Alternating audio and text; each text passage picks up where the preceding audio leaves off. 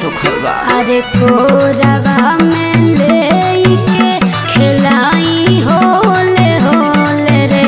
अरे पाँव भर के सैया बाड़े पलंगो ना डोले रे। अरे पाँव भर के सैया बाड़े पलंगो ना डोले रे।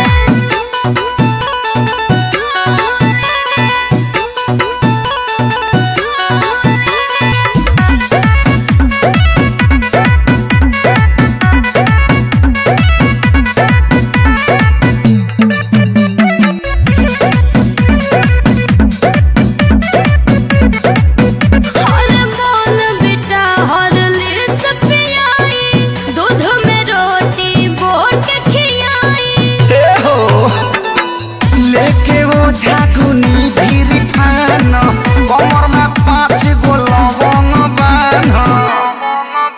अरे टेबुल पर चढ़ के